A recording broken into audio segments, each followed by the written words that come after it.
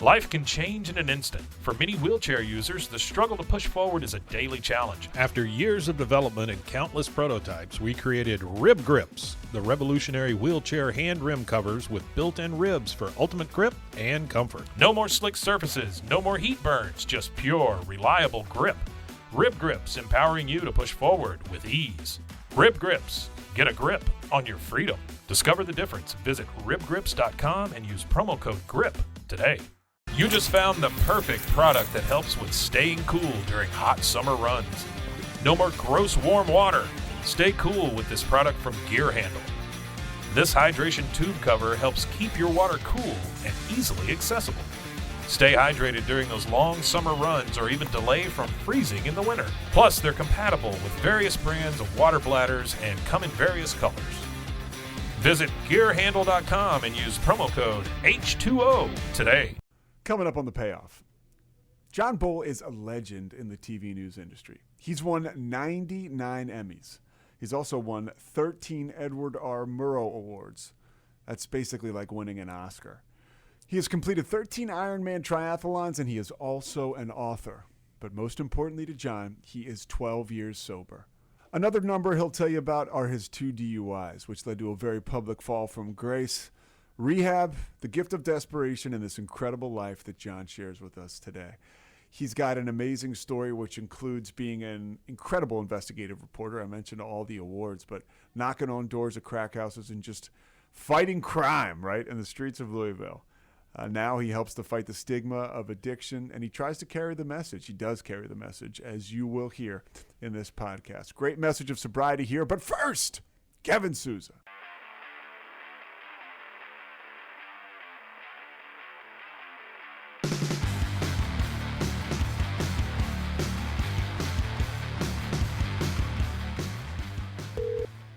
Hello. John Boel.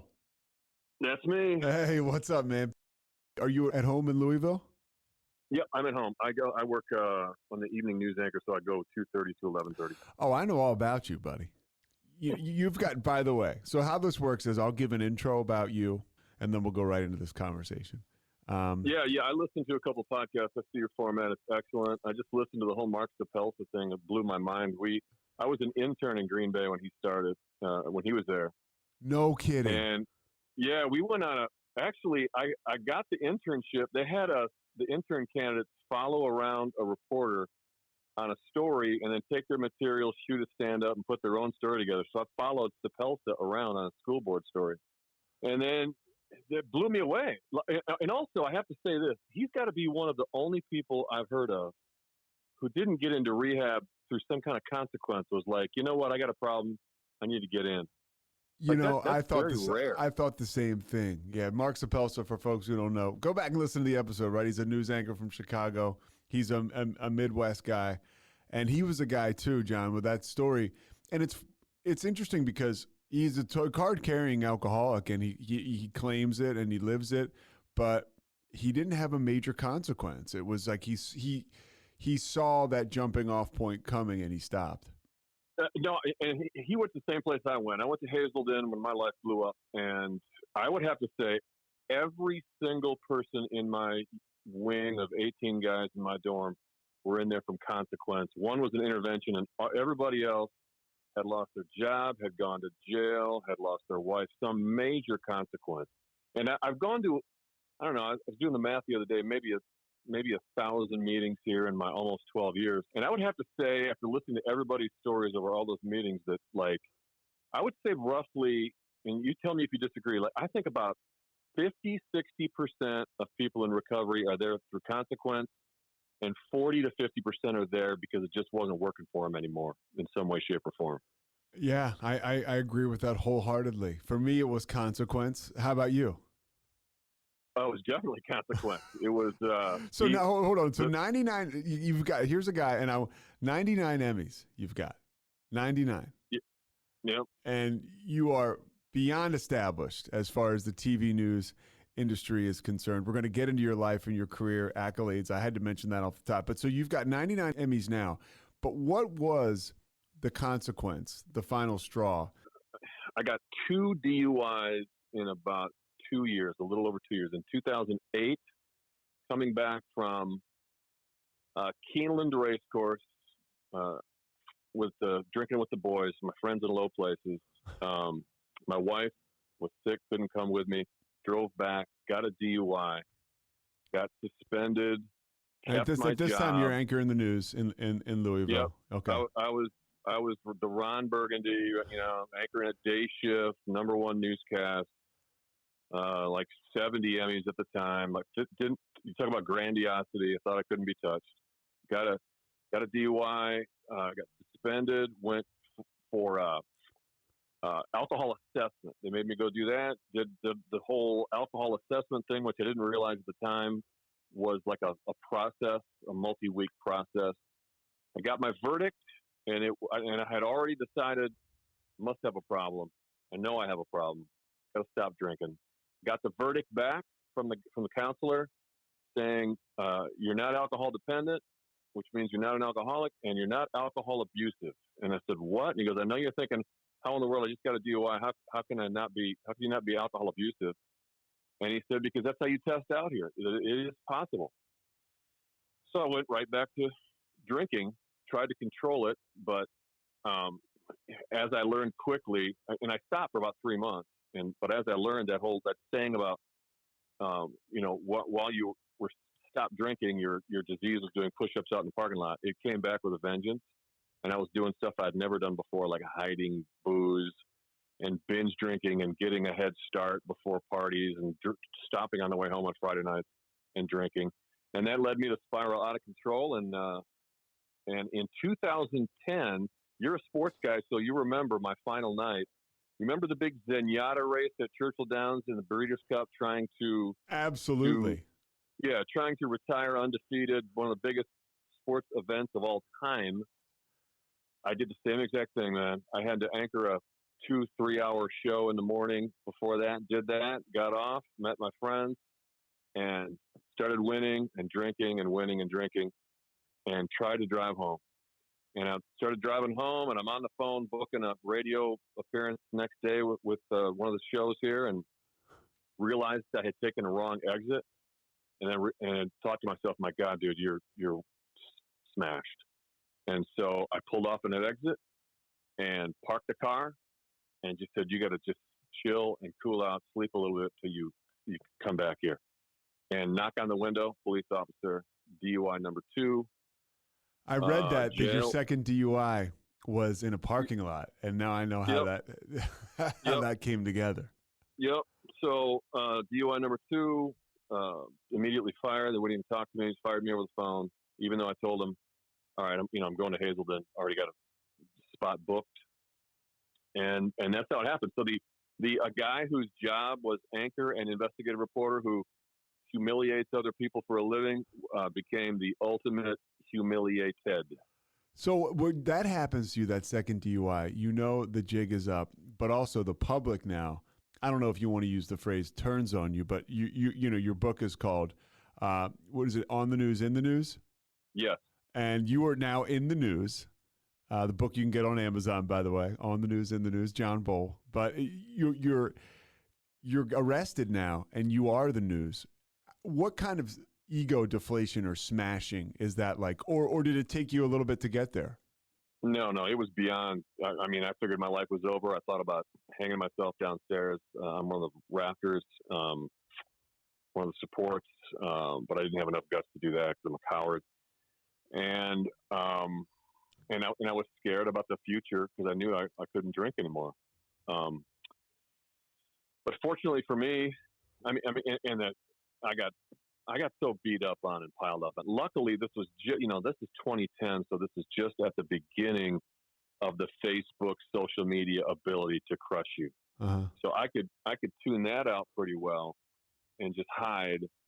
But it was terrible, and it lasted for years and years. And even still, 12 years later, it comes up once in a while. Somebody will just use it as a card to try to troll me on something when they're unhappy with some story I've done or something. But no, it was the ultimate humiliation, and that's why I wrote that book, because I'm sitting there in rehab, and I had always wanted to write a book anyway about life lessons learned in the industry, which is what the front half of the book is about. But then I thought, man, I've got the greatest opportunity to do what journalists do, and that is take you places that you don't normally go, and I can take you into what it's like to be the guy now humiliated, and take you to the unemployment office, and take you to the hate, and take you to the inspiring things that happen to you, and take you through rehab and show you what happens there, which was the greatest 1 month of my life was rehab, learning about myself. What did you learn about yourself? I learned what a horrible piece of crap I was. I learned about my character defects, and I thought at the time this happened, I thought I was a pretty good person, and I could point to specific examples of things that I had done. But when I got in there, and I had heard when I got to Hazelden that the biggest thing in your 4 weeks was at the midway point, your peer review. And so, pretty much every day in a unit of 18 guys, you're doing like a peer review. It was a big deal at Hazelden. You spend a lot of time based on the time you spent with that person, writing up, answers to all these questions and things you're going to say during the peer review. And pretty much up until mine, all the peer reviews were positive, and the counselors were getting mad. They were saying, like, this isn't yearbook signing. What a great guy you are. Like, this is someone's life on the line. And like, you got to get really honest. You stop with the these people pleasing. Yeah, you got to stop it, and you got to tell them what's really going on with them. And they could never get people to really do that until it was my turn. And here, I got destroyed. And I always tell people, like, you can, when you get, like today, if I get a couple of emails about a story, that was terrible, you're a terrible person, I can dismiss it. But when 18 out of the 18 guys whose lives are on the line, but spending every minute with you in rehab, crush you, then you got a serious problem, man. And that's when I realized what a horrible person I was. So what do you do from there? I mean, so you're in rehab. I guess this happens how long into treatment? That's at the 2 week point of the 4 weeks at Hazelden is that peer review. But I mean, I got to tell you, like, off the start, I remember my first several days, I would go into the basement where the laundry facilities were and turn the dryer on full, and just to hide the sounds of my sobbing, wailing and sobbing in anguish of, where my life was, what I had done to my family, what I had done to my career, what I had done to myself. It's very public. It's a bottom for all of us, but for you, it was unique in the fact that it was very, very public, but also something very unique about you, or not unique, right? If you buy into this program, and you, not unique, exactly. Yeah, but your rise again. I mean, if you buy in, right, and you go to any lengths, this is my experience. Clearly, it's yours. You can do anything. I mean, now you're back on the air for how many years? 9 years? 10 years? No, this is like 12. I had 1 year off, so like 11 years now that I've been at the other station, Wave. I was off for a full year before I got hired, and it's. I know your podcast is about life on the other side. It's fantastic. I mean, it's crazy, dude. You know what it is? Pete, it's the little things. It's not, I'm back to evening news anchor and winning Emmy awards. It's not that at all. It's being able to look at my granddaughter, or my daughter, and with my grandkids, and have the trust in her eyes to know Grandpa can take my kids.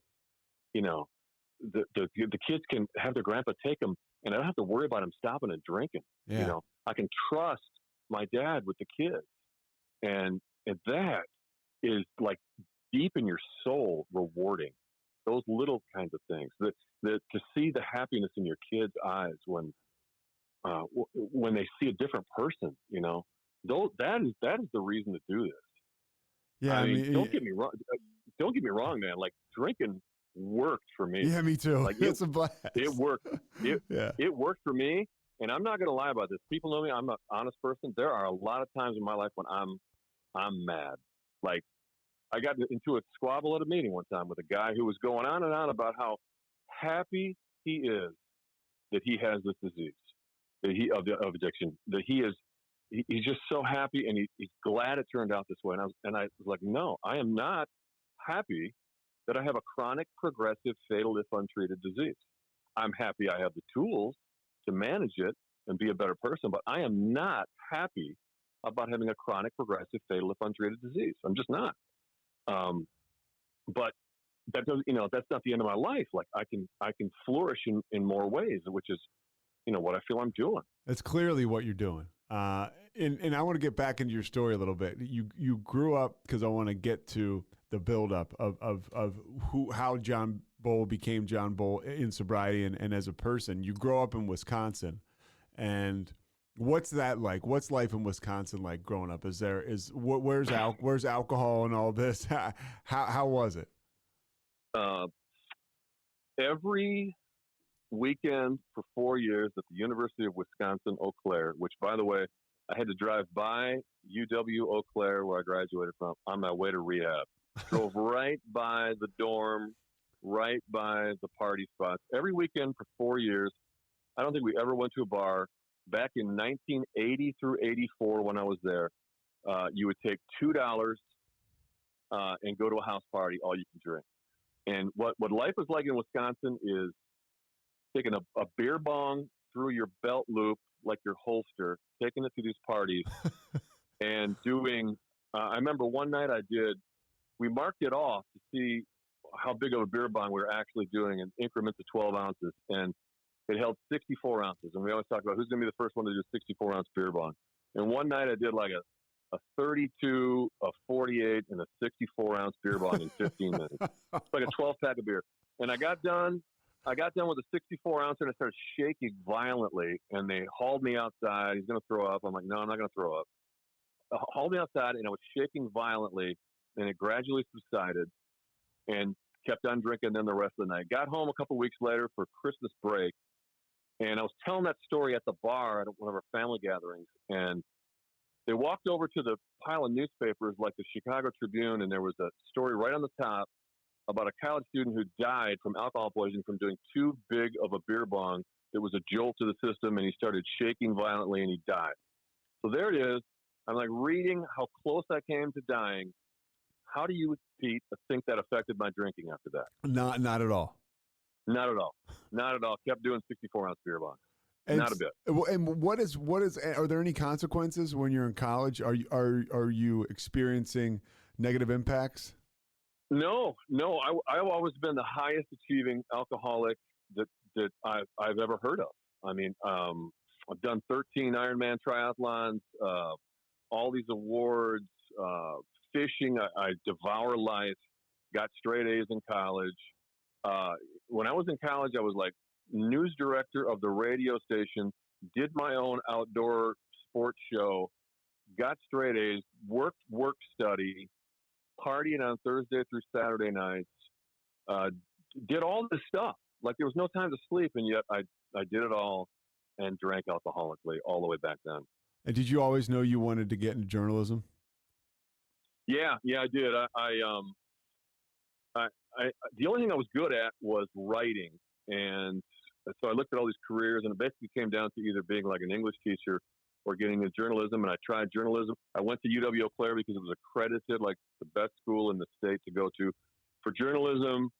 And I tried print, then radio, then TV, and I just loved TV because TV combines words and pictures and sound and writing and all that. So, and that's where I've been ever since. And I actually had a interesting talk with my wife one night. This actually when this whole thing blew up for me. So this is a number of years ago, and she was talking about retiring, quitting. She's an engineer, not happy with her career. I said to her, if you had to do all over again your life, what would you change from your college selection to your career to where you live and what you do? And we talked about that for a while, what she would do differently. And then we sat there for a minute. She said, what about you? And I had never thought of that before in my whole life. And I thought about it long and hard. And I can tell you honestly, I came to the conclusion I would go to the same college. I would name the same vocation. I would get into journalism. I would actually even love and prefer to work in the city that I work in right now, Louisville, Kentucky. Now, how many people can look back in their lives and say that? Well, dude, how many alcoholics? A lot of what you're talking about is, this is massive periods of your life where you're in active addiction. But, it's rare. And I want to tell people I have an insight as John talks about his career, because were members of the same fraternity career-wise. And you are the last of the Mohicans in a sense where you're an anchor, you're out there, you report in the news, but you cut your teeth on the streets and you still go back to the streets and you still knock on doors of crack houses. And you ask people. Yeah, there are a lot of divas in the industry, you're right. There's not many old school people, right? I promise you there are not anymore. And it's getting, I don't want to say it's getting worse, but it's just a different time. There's not as many people that are willing to go out there with the courage that somebody like you did to report and make a difference on the street. Where did you find that zeal for the job? Because honestly, I was such an alcoholic that by the time I had to do stuff like that, I was usually taking something or drinking something before. I mean, I could get through it. Where'd you find the courage to do that? That was all due to an advisor I had at UW-Eau Claire named Henry Lippold, a giant in the industry, a guy that would just, he would be there at midnight while you're still editing on your stories or your sports show or the newscast we put together. A total motivator. We all have a teacher or a coach or a prof or a parent in our lives that kind of changed our lives. That was it for me. It was Henry Lippold. We'll get back to this conversation in a second, but right now, a word from our sponsors.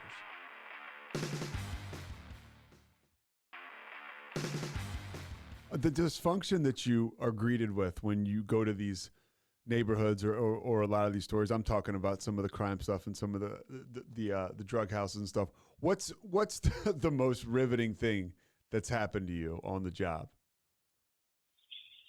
An interpersonal, situation where you've. Okay, well, I can answer that. Which also answers the question about, are you afraid for your safety? This would be about 2009-ish. My wife gets up to take one of my kids to school, comes back in the house immediately sobbing, and so's my kid crying. Tells me that the entire house has been graffitied up with death threats, spray painted death threats. And so I get up and go outside and look, and sure enough, the garage door and that whole half of the house graffitied up with death threats.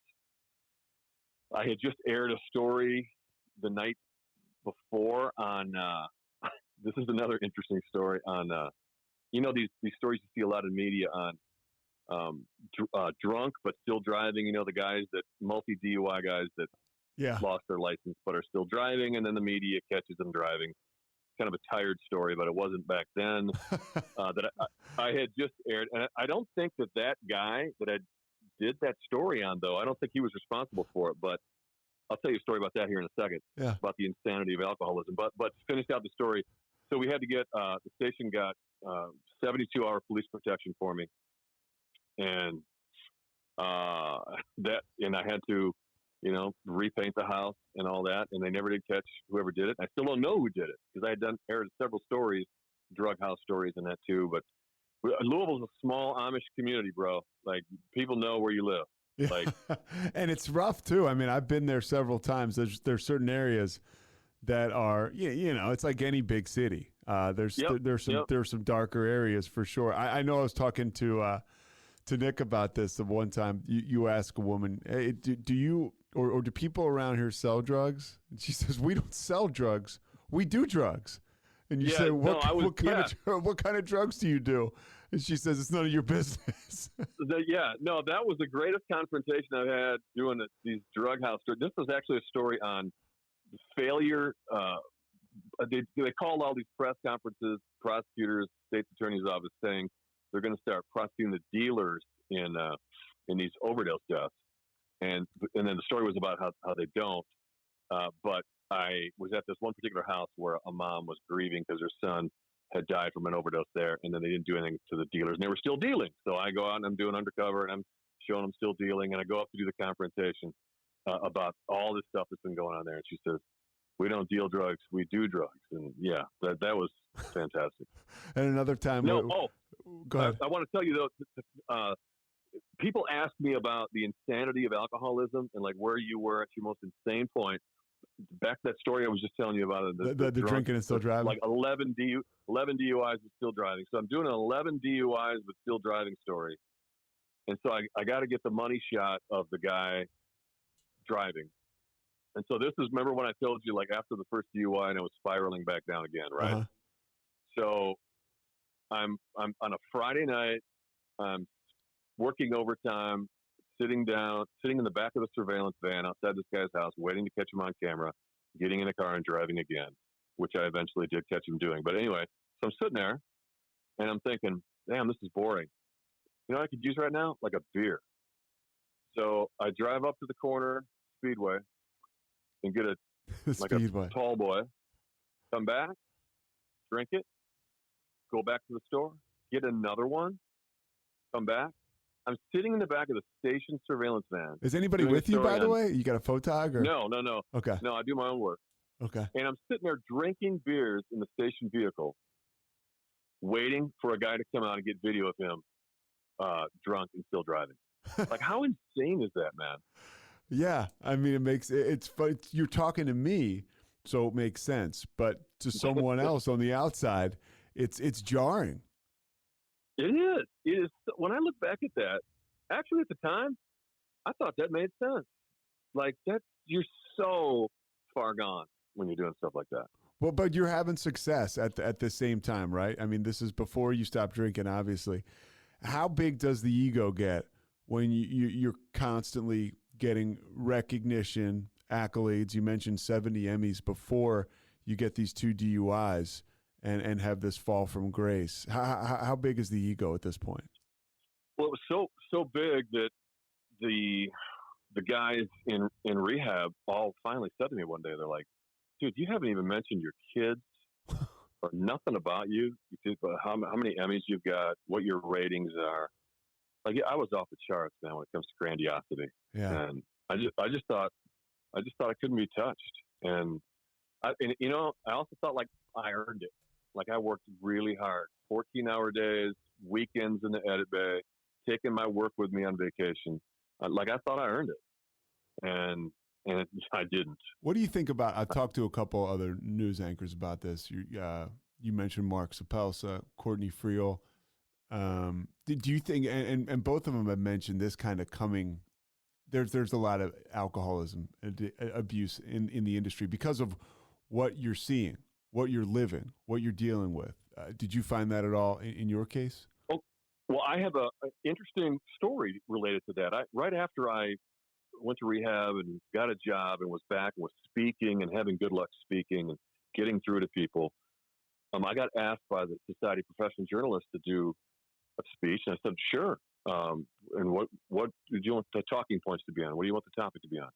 And they said, we want you to talk to fellow journalists about how this industry and this career is more conducive to producing, addiction and situations like yours, because of the stress and all that. And I had to tell them, I'm sorry, this is an equal opportunity disease. Like, the number one thing I learned in rehab and beyond in meetings is it's equal opportunity. There's no career that leads the standings in addiction. I like that. And I'll go ahead and I'll share something with you right now that the single most important thing I ever learned in this recovery path. It wasn't in rehab. It was in a meeting. There's a guy in Louisville named Burns Brady. He's like the Methuselah of recovery, a former addiction doctor, and then he was 30 years clean himself, and telling us a story about how he used the term, those of us with addiction, the disease of addiction, we were born a quart low, was the metaphor he used for it. And then he explained that basically through, I believe he said human genome testing or whatever in the late 90s, they were able to determine that 8 to 12% of humans are born with low dopamine and low serotonin in their brain. And they never know it. They don't know what it's like to feel normal, to have normal levels of dopamine and serotonin.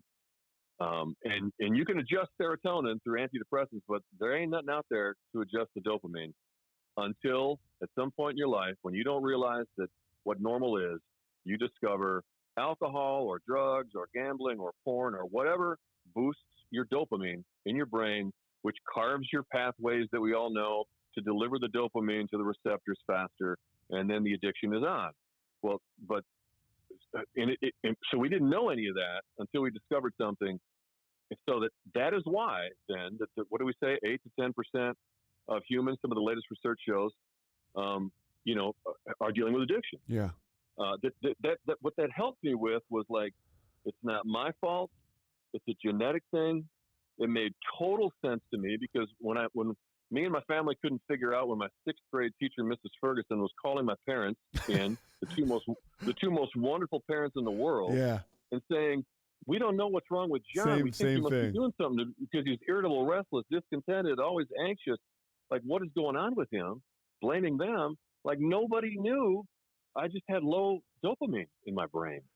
Did you have other alcohol? That's, by the way, when you're telling me that story, I get a connection to you in that story that I tell other alcoholics or other people. That gives me that connection right there, and that the feeling I get when hearing a story like that gives me the feelings, and I guess that dopamine, right? That alcohol and drugs used to give me. It just gives me that.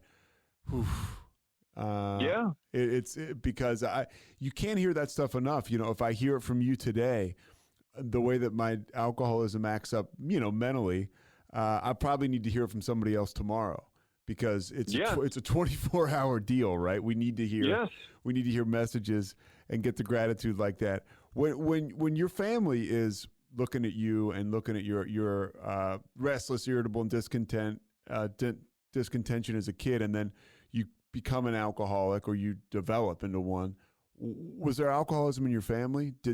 Were they like, oh, okay, like you're like Uncle Billy, or no? People. So I didn't know.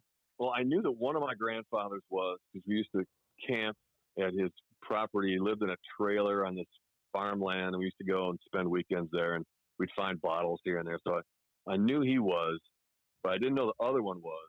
And then I found out after my journey started through this that he was as well. And I think the stats are, like, if one of your grandpas is alcoholic, like, you have a 40-some% chance of being one. And if both of them are, it's like 90-some%. So, I have 2 grandfathers who were, and then, but neither of my parents were. And my dad to this day can just have a beer or 2 and be fine. I'll tell you what, like, when I look back, I always try to look back on my life and try to determine when the wheels came off, like when I no longer had control. Do you ever do that? Yeah, it's not too difficult for me because I totally. Nick gave you some bad information. I was a complete wreck. He told you I just like to party, and he told me that I got arrested several times. I mean, for me, the wheels came off when I got into college because school was out, and so I was in free fall. But right at that moment. But how about you? But there was actually a time in my life where, like, back to my dad. Like, my dad and I would go ice fishing, and I mean, to be honest with you, about half the people who go ice fishing are going to get away from their wives, and about the other half are going to drink excessively and get drunk. Uh-huh. It's like, it is exactly like Grumpy Old Men, the scene out on the lake ice fishing. Like, that's true. And me and my dad were the outliers. Like, we actually would go and not drink and have fun. And so I look back on that and think, damn, I used to be able to do stuff like that. Like, fishing was the last thing I had before drinking became a part of that too. Like, anyway, as far as where the wheels came off, boy, I don't know. People always ask me, like, when I knew I was an alcoholic, because I really could control it through college, only a couple nights a week. Where the wheels came off for me, where I knew I was an alcoholic, was in 2010, the night before the Ironman triathlon. Friday night, my wife was out of town, and actually, let me back up a little bit. The 1 week out, the Ironman in Louisville used to always be the last Sunday or the last weekend in August, and it was like 100 degrees. And I was all worried about the weather. So I looked up 7-day forecast, and Ironman day was for 98 with a heat index of 100. And I had been drinking. I had just gotten to the point where I was drinking every day. Okay. Finally, maybe not drunk, but a couple beers maybe, but I was finally drinking every day. And But I said to myself, John, man, you got to cool out. Like, you're going to die in this Ironman. For those who don't know, the Ironman is 2.4 mile swim, 112 mile bike, 26 mile run, 140 miles. Takes like 12. How many of those 15. have you done in your life, by the way?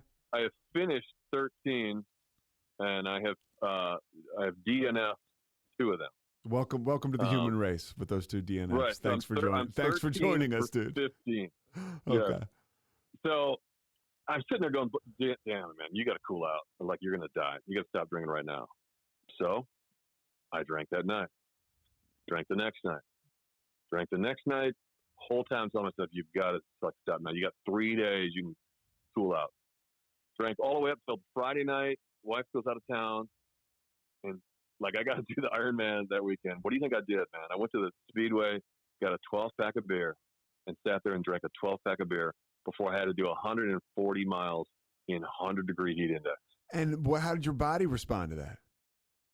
I actually finished, not poorly, but I finished in the med unit throwing up buckets of just throwing up my toenails. I was throwing up so bad. So by the way, any drugs in your story? No. I was always kind of afraid of drugs. I did mushrooms twice in my life in Madison on Halloween with 100,000 costumed people during college.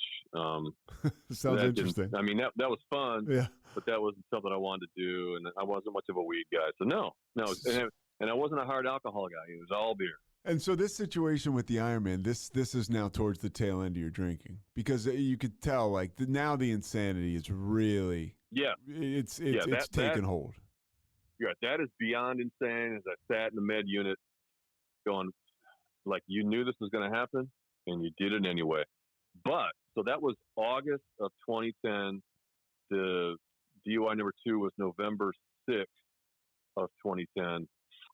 So, like, what happened in the interim? I wish I had been like Mark Sapelsa and said, man, I got a problem. I got to get it fixed. But I did not.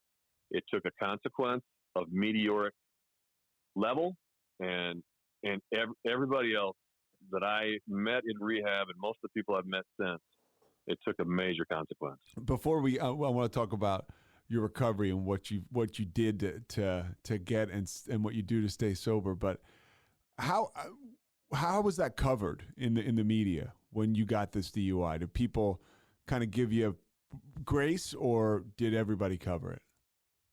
Everybody covered. The first one, only my station covered it. Okay. And they pulled me aside and said, we want to be fully transparent because we want to try to save your job, so we don't want to be accused of, hiding something. Which is pretty cool. And then the next one, it was in the newspaper and I think pretty much everywhere. I don't know. I hid, but it was on. I remember I was like top story right up there with 5 kids dying of fire and some rapist, and then John Boel gets another DUI. I was top story. So you go into rehab, right? And then the key is not to be the top story in your mind. And 2 weeks in, you said you get obliterated by your peer review, and then things start to change. What started to change on the back end of that peer review for you? Like, when did you really start to understand, okay, I can't take myself too seriously if I'm going to do this?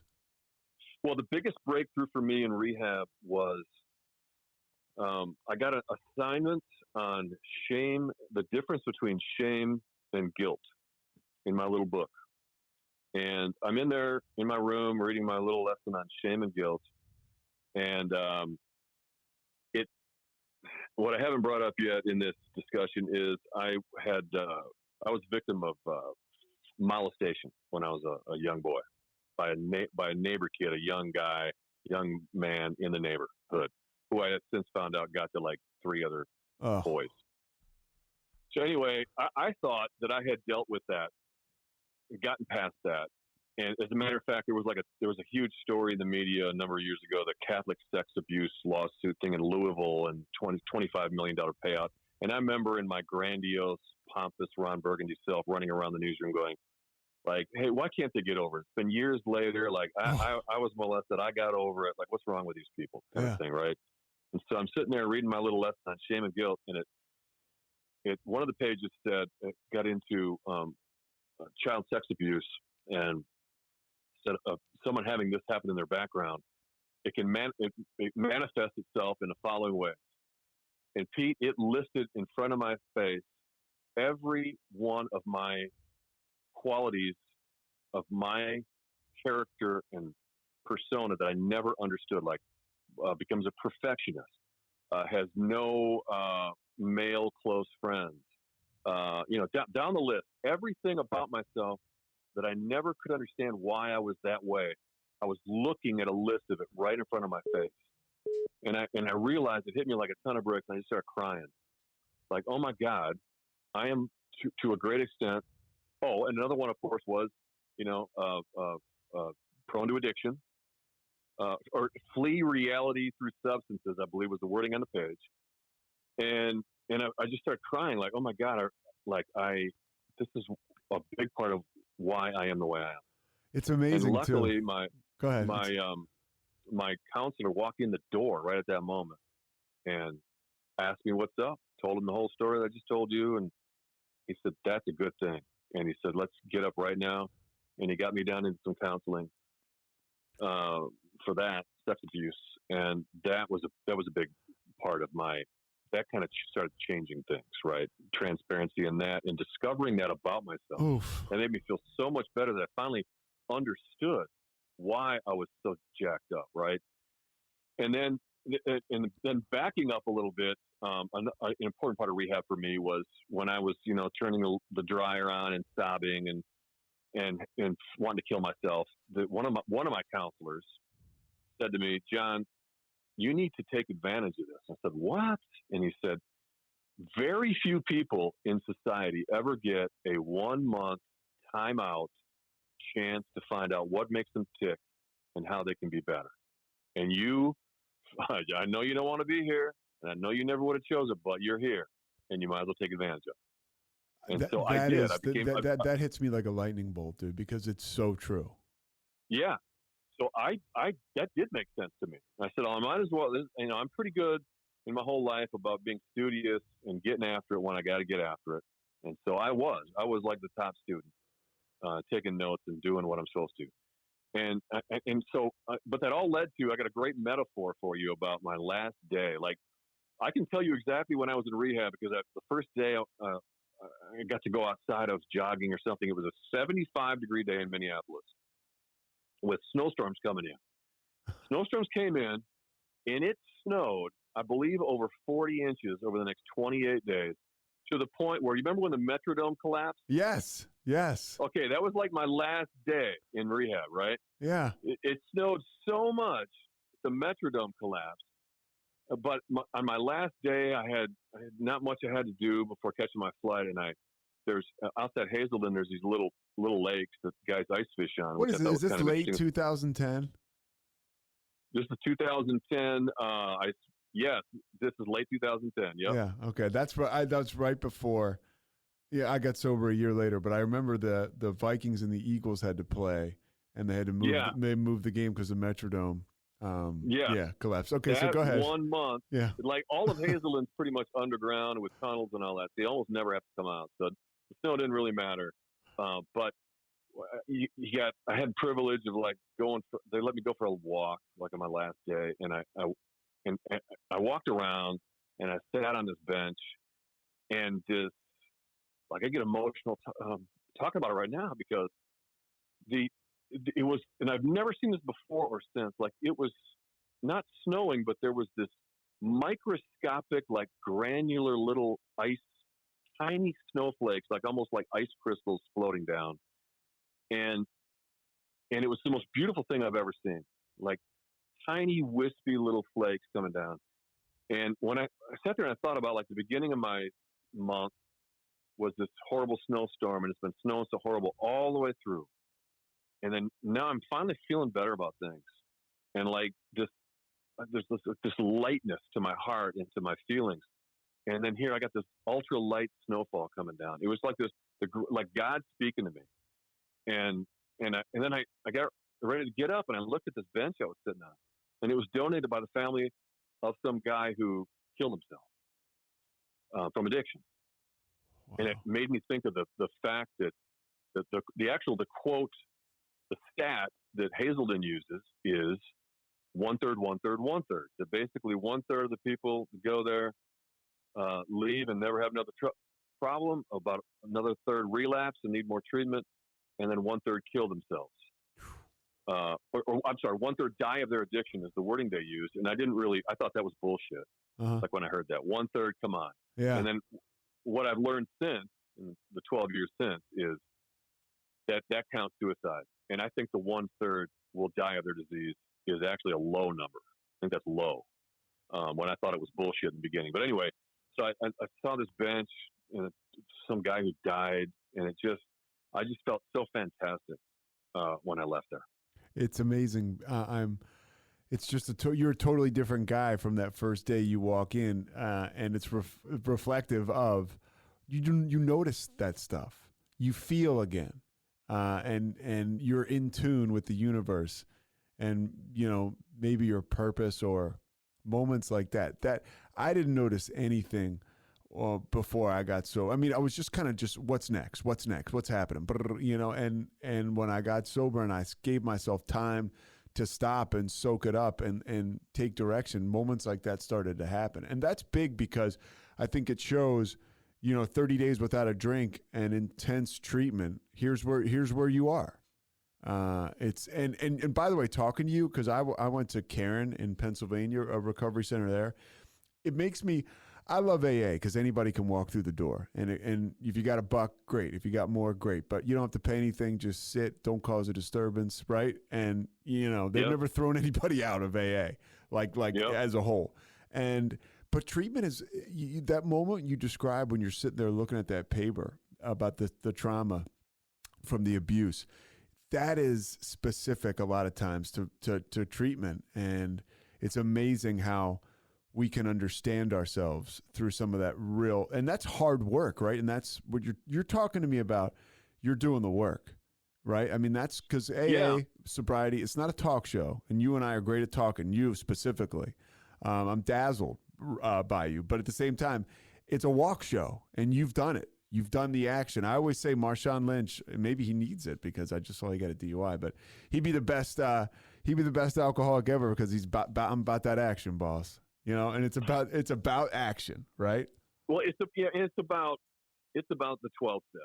I mean, it's funny. I had a sponsor at one point who he used to crush people at meetings after they would start talking about their reliance on meetings, and he would be like, "Listen, man, there's nothing in this book about meetings. Like this it's about 12 steps. Like you shouldn't be relying on, Anyway, I don't know if you should have done that or not, but he did there was one truth in what he was saying, which was like the 12 steps change your life. And it was funny because when I got hired and I was on the morning news, and you know how you very well, Pete, know morning news, like you're looking for something while you're getting through the morning show, talk about the do during the commercial breaks, and just keep you going. Yes. Because you're dying. You're on fumes, right, from yes. sleep schedule. And so I used to tell the people around me who were absolutely not alcoholic or addicted to anything, they would ask me all these questions about 12 steps, and I would tell them about fourth, fifth step, and just tell them about different things. And I think that they were drawn in by the way I was living my life. Like I would like to think that, and I'm pretty sure I did have an influence on them because they're asking me all these questions and wondering like how I was doing these things. And when I got talking about the 12 steps, they actually were asking things like, that sounds like I should do that. And I said, exactly. I think everybody should do the 12 steps. The 12 steps are a fantastic roadmap to life and living a better life. And I really believe that. Like in my life to this day, I'm utilizing all the slogans, the pause when agitated. My God, how many times do I do that? How many times does that save my ass? Pause when agitated. The biggest thing in a TV newsroom you can attest to is when I want to rant about whatever, everybody's ranting about something and they come to me like, you got to go say something to the boss. They'll listen to you. No, I'm keeping my side of the street clean. Yeah. I'm not going to do their inventory for them. Like that has saved me so many times and helped me live a better life. Like I'm not all up in. Everybody's always angry about the newscast, and we have this in, we have that. Don't have that in. Go tell the boss we need to do this. Go tell the producer this. No, you know what I'm going to do? I'm going to be the best news anchor in Louisville, Kentucky tonight. I'm going to sell all these stories and keep my side of the street clean, the best it can be. And that's, I mean, not only does it work with our business, but it works in other businesses too. But man, can I connect to that? I mean, just like people, you know, the bitching, and I mean, that is just, you're going to find that anywhere, you know, especially if people are like, well, I don't like this station. I'm going to go to this station because this station's I'm like, wherever you go, there you are. And you're going to have the same contention and also the same positivity. But that's so interesting you mentioned that, because I try to do the same thing. And sometimes my ego tells me, oh no, today's the day. You got to take a stand. You know, this is it. Like, and it's right. I mean, sometimes I'm like, you know what? They're right. And I'm getting screwed, or screw them. I'm getting screwed. And, you know, a lot of times, as I've learned, and I also think it's a beauty of getting older, is sometimes just keeping your side of the street clean and not doing anything is a great way. Although, you know, there is the line about we don't let people walk over us. Yes. So you got to stand up for yourself. But yeah, the whole pause when agitated and keep your side of the street clean. Oh, and backing way up, probably the most important slogan, the line about changing our playgrounds and playmates, man. That is the most important thing I would pass on to anybody else. That's what I had to do. How was that difficult for you? Because you're kind of a man about town. Everybody knows you, so people gravitated towards you. No, not for those reasons. For reasons of, like, everybody has a group they connect with in their life. Might be your college bros, might be your first job bros, might be your high school bros. For me, it's my high school posse. The same posse that would come to Louisville twice a year, once to go to Keeneland, actually twice to go to Keeneland, and then Kentucky Derby as well, and just put a bender on. Keeneland's another race, right? Keeneland is a racetrack over in Lexington. Okay. That is actually the most beautiful racetrack, in my opinion, in America. And you're a big horse racing guy. Big horse racing guy. And so, yeah, can you tell both my DUIs came from horse track and horse racing? How did you navigate the waters through that with those high school buddies? Because you say they're high school bros, they really are like family. Yeah, no, we they would come up twice a year. We must have done this for about 10 years before 2008 when I screwed it all up. But we would have designated drivers, like, you know, somebody's wife or a couple of wives would be there, but we would just get smashed from 8 a.m. Out tailgating in the lot all the way through the day, and have like the greatest weekend of the year at Keeneland a couple of times. So anyway, my playground playmates were my high school posse, and to this day, like, nobody makes me laugh more. Nope, I don't feel as great as I do with anybody other than these guys. There's just something about the connection we had. When you have two daughters now, one of them is in med school. Where's the other one?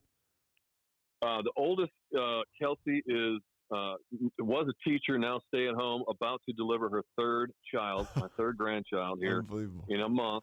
She is in Elkhorn, Wisconsin, married to a tennis pro at a club.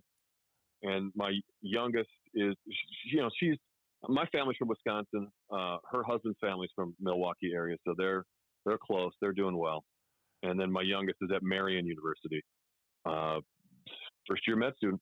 And one of your daughters was in a terrible accident. Yeah. Were you sober at the time, or was this before you stopped drinking? Yes, I was sober. This was in 2014-ish. And I got a call, 2013, 2014. I got a call. I was up in Wisconsin. My mom was dying, and of COPD, dying this horrible death. I went home like 12 times in a year, and I got this call, and then initially from my wife. Brianna's been in a terrible accident. She was crossing Hurstbourne Lane, and some woman hit her and her friend at 45, 50 miles an hour. Brianna went through the windshield, has fractured skull, fractured wrist, fractured tibia and fibula, and is in really bad shape. And So I grabbed my stuff, told my dad. We didn't tell my mom so she wouldn't freak out. I jumped in the car, start this 6.5, 7-hour trip back to Louisville, and I had like a piece about me. It was really weird. Like I credit recovery. Maybe it's my faith, maybe it's recovery. I don't know what it is, but I had a piece. Even then, when a few minutes later, I got a call on my cell when I was on the road from the surgeon saying, "Hey, John, it's a little bit worse than Brenda had described. She has a fractured skull and we have bleeding on the brain. And you very well know in news, like that's not good. This could be really, really bad. But we're going to get in there right now and try to get to it." And I still surprisingly, Pete, was pretty good. I was at peace and not shaking, not crying, just put it in God's hands, put it in your higher power's hands. And all I can do is I focus on what can I bring to the table. I can be a sober, motivating, loving, encouraging person through a tragedy like this. How did you lean on recovery during this what I would imagine is just a really tough time? I never had to worry about, there are times when I have to worry about drinking and worry about recovery and things like that. I never really had to think much about it. It was so programmed into me. And I'll tell you, like another observation I've had over the years is there's one slice of the pie of people that drink when times are bad, and there are another slice, a smaller slice of people who drink when times are good, when things are going really well. It's almost like a celebration. I was that kind of drinker. I was not a drowning my sorrows kind of drinker. I was a drinker when times are good. So drowning your sorrows, times are tense, I need to turn to the bottle. I was not that kind of guy, so I really didn't have to worry as much about that at a time like that for me. It's just unbelievable that you were able. I love the story about getting in the car and having that piece about you. It's because you can tell, but there's a spiritual connection going on there that's bigger than you, bigger than me, and an understanding in a moment where it's really hard to fathom anything. Yeah, you can't. I mean, I was about to say you can't really train for a moment like that, but you can train for a moment like that, right? That's the reason why you do the Serenity Prayer at the end of every meeting, and that's why you call your sponsor. And I'm sure I called my sponsor on the road, and I don't remember the conversation, but I don't remember a lot of you're kind of floating above it all. I do remember getting back and walking in the ER at like 3 a.m, and my very best friend from church was already in there, and you take note of the people who show up at a time like that in your life. But it was, fortunately for us, she suffered no brain damage, and one leg was shorter than the other. But from the break was actually very similar to remember what Kevin Ware suffered in that Louisville Duke game? Sure. Yeah. Matter of fact, Kevin Ware came up to the room to see my daughter because he was still around Louisville, and he heard about it. Yeah, Kevin Ware came up and visited her. I took pictures of it and everything. He was fantastic. So no, everything turned out great, and she didn't have any brain damage, and she still has plates in her head, but she's getting straight A's. And I'm just so lucky and blessed. A couple more things before I let you get out of here, because this is unbelievable. I'm going to be selfish here. You mentioned Kevin Ware. How did you cover the whole Patino scandal as things unraveled there?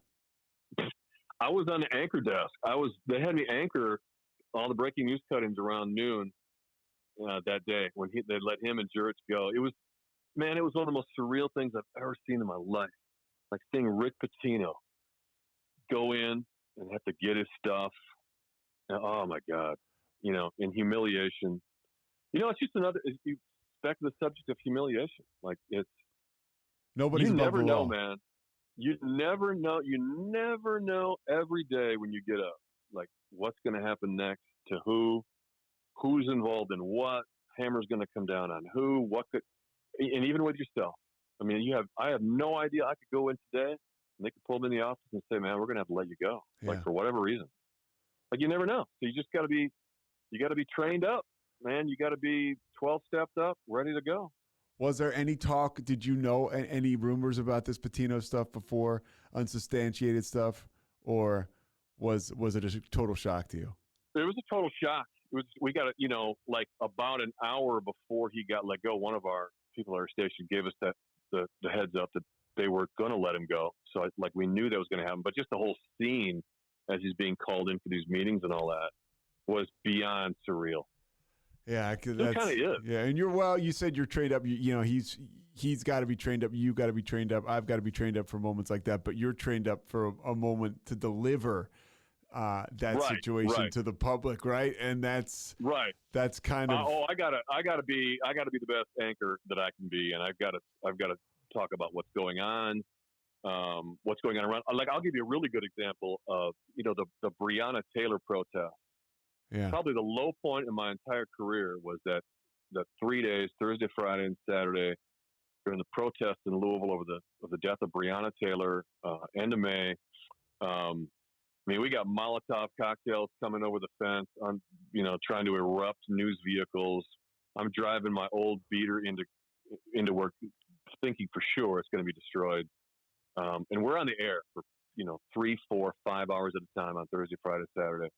And Pete, I got more hate mail in those 3 days than in my entire career combined, counting the DUI and firing and humiliation. And what were people saying to you? It was about 50-50. It was the accusation in my coverage that you're pro-police, and the other half is you're anti-police. Pro-protester, anti-protester. It's people coming at us from both sides of the issue, angry at the things we're saying or pointing out or doing. Unbelievable. It was the first and only time in my whole career that I ever just wanted to just bow out and just say, this is not worth it. Like, if this is the way people are. But you know what I did? And it's been one of the keys to recovery for me. And it's funny because it wasn't somebody in AA that suggested this to me. It was my book publisher of all people. Carol Butler said to me when I was walking out of her office one time, said, you know what you need to do? You need to go be the 8-year-old John now. You need to go be, before you were corrupted by the world and dealing with all this stuff, you need to go be the 8-year-old that John was once upon a time. And of course, that's not accounting for the fact that 8-year-old John was still low on dopamine way back then, right? Yeah. But it was a good point, right? So I got into fiction, and that is what's kind of saved my butt through all this. And then going back to the Taylor protest, dude, I packed my fishing stuff in the car, and I got off the air at 2:30 in the morning, like that last night, and I took off for Green River, and I sat there in the ultimate serenity, the ultimate other end of the spectrum from what I had just been dealing with, the hate and the protests and what was going on and the shootings. And I stood waist deep in 68-degree water with owls communicating to each other back and forth across the river, beavers swimming by me, coyotes howling once in a while, beautiful moon above, fish biting, and it was fantastic. It's the way life is meant to be lived. And what do you learn about yourself in a moment like that? I learned where I can find my serenity is right there, and I learn my higher power is I feel like I can touch him. He's right there, and I feel like I get the strength to go on, because this is what's going on around us, man. This is going to keep Green River, 100 years from now, is going to be the same thing, man. Same scene, same thing. And we're going to be going through all this crap, and it doesn't matter. How does 2009 John Boel deal with the Breonna Taylor situation? Oh, my God. Off the court. Oh, my God. Well, they used to, the number one thing in the newsroom back then was, all right, what's your rant of the day? And I would go on my rant of the day right there in the newsroom about something political or something news-wise or whatever. And oh, no, now this during the Taylor protest, I was calm, cool, and collected. My co-anchor was getting angry at what was going on behind the scenes with coverage and with the hate mail. And I just was focused. We have a lot of people relying on us right now, and just be objective, but don't be plastic. Like the consultants always tell news anchors, you have to provide value beyond the content. You don't just stand there and describe what is going on. You ask the hard questions. Hey, wow, we're 8 hours into this and we haven't heard from the police chief yet, and the entire city is burning and being looted. We haven't heard from the mayor. Like, where are the people answering our questions? Like, you got to ask real questions. You got to be a real person, and it helps to be a real sober person when you're doing that. And look, you got to hang in there and take this compliment. I know I mentioned Nick, who's a buddy of mine who works with John as he's a reporter at Wave in Louisville, and I've heard about you before I heard about you. I mean, he would constantly talk about you, just how you're cool, your calm demeanor, and your attractive personality, and it's real, and that's sobriety, right? Like, you can sit here and do this have this conversation with me, and people listen and will be like, "Oh man, this John Boel, he's a real swell guy." But behind the curtain, I got a guy who works with you every day who's telling me the same thing. So well, that's what means the most, Pete, when you hear stories like that, and I hear more and more stories like that now, and it makes me feel so good, because they weren't telling those stories years ago, and that's what life's about, man. It's the legacy you leave, and how you change people's lives. Like, I feel like I'm a mentor and a motivator, for instance, to Nick. And it's so great as you get older now. Like, I've just turned 60. It isn't great to win Emmy Awards now. It was back once upon a time. It's great to see other people flourish and get better and become better people. And then when you can see that they really value you as a person, not as a partier or social guy or whatever, and there's where the value lies in your life. Well, John Boel, I could keep you here all day, but then somebody's got to deliver the news in Louisville. So I gotta go read that teleprompter, buddy. I know you got to go be real. Hey, anything else you want to leave me with? Anything about you? No, anything I left out? No, remember, people listening, remember the dopamine thing. I mean, and keep reminding yourself of that, and changing playgrounds and playmates, even though it's hard, it's necessary. And the stories we hear of failure oftentimes I got back with the old posse. There's something about euphoric recall. And I heard in when you were talking to Mark Sapelsa in the podcast about having an exit strategy, like, people ask me, all the time, like what, like, doesn't it bother you to go into a sports bar or whatever? And the truth is I tell my wife this, I never know. Like, I never know. I can go in to a sports bar watching NFL playoff football with some guys from work and never want to have not even a thought of drinking and be totally cool.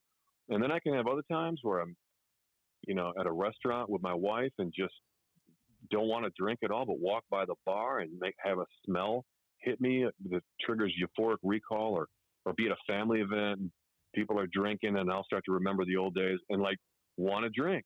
And I can just turn to my wife and say, all right, it's time to go. And she knows, because we've talked about it ahead of time, exit strategy, get out of there, and then go do something different. That is what works for me.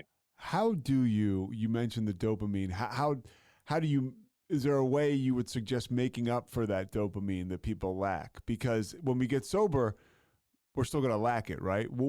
How do you find that extra dopamine today? That's a huge deal, man, because, think about that. Now you've taken away the dopamine boost. You're right back to where you were before. That's why people say can't live with it, can't live without it, right? That's the double-edged sword. That's the horror. That's the horrible part of addiction.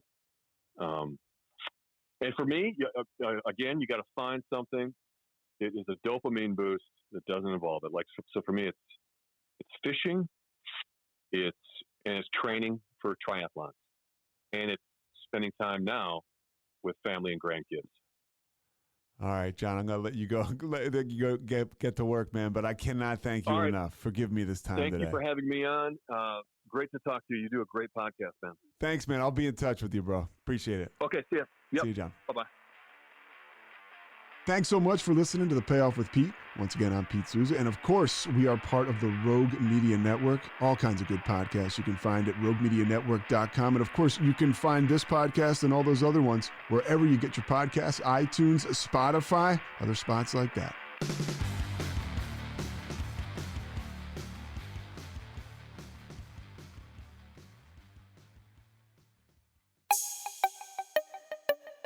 This has been a Rogue Media podcast.